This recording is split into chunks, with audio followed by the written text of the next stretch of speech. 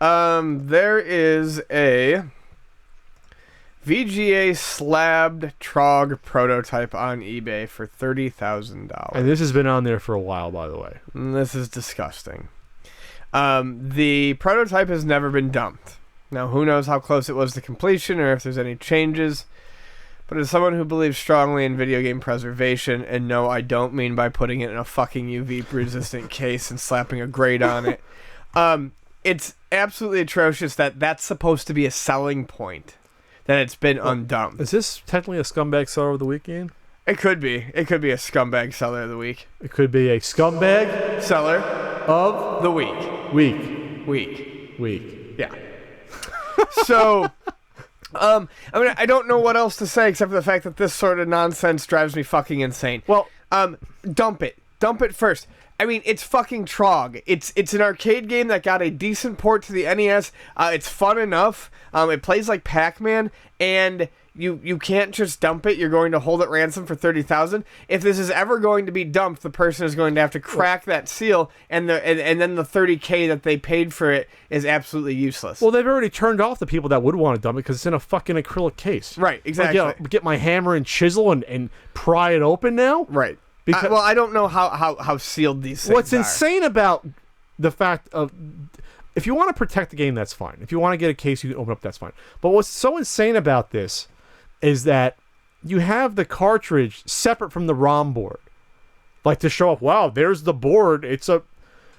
I would assume that if it's a prototype, I know there's going to be a fucking board in it. So that's just really strange. Like, how does that even appeal to me visually as a collector if you're going to collect these, to take the fucking board out of it? That makes no sense on the surface. No. But yes, to say in the listing, the ROM has never been dumped, and then the game is in a UV-resistant acrylic display case. So the UV resist is really important because if there's no stickers on the EEPROMs, that could actually damage the EEPROMs potentially in the data inside and have bit rot. That's fine, but then why not just dump it then? Just dump it before you fucking have it sealed forever. Because and have it sitting yourself. No one's going to buy this for $25,000. No one's going to buy this for $5,000. No one's going to buy this for $1,000. It's Trog. Because some people like to feel smug in owning something that no one else can have, meaning the data on this prototype. Which is so funny because, and by the way, I think there's still the Nintendo Age thread from when I talked about how it's kind of shitty what people do with these prototypes and hold them for ransom back in the fall. It's still like people responding to that thread in Nintendo Age and taking shots at me. Anyway, that said, people that respond saying that they own this, let me remind you, you own the physical cartridge only. Yes. You do not own the intellectual property held therein. Let me repeat that a third time. You do not own the intellectual property on that cartridge. Correct. So again, you're just being an elitist, smug piece of shit to do something like that, to hold it hostage. Yeah. To claim it as an investment. First of all, it's only an investment if someone else is going to buy it for more money than what you have it at.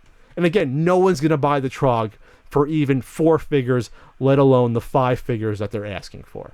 Most third-party NES prototypes, even in this day and age, go for $300 or less. The vast majority of the regular third-party NES ROMs. A bunch just went for open auction. I was tracking them, and they went in the $200 to $300 range. Some for a little more than $300, but that's it. I almost got a Pinbot one for about $200 at Portland. See, exactly. There's buy it nows, I think, on eBay right now for like $250, $300 for third-party games. So for all intents and purposes, this Trog to me is worth maximum probably $400, not $25,000. So just this person, I think, I saw this from Frank Cifaldi tweeting it. I think him and Chris Cole are going back and forth. That Frank Cifaldi said was pretty funny.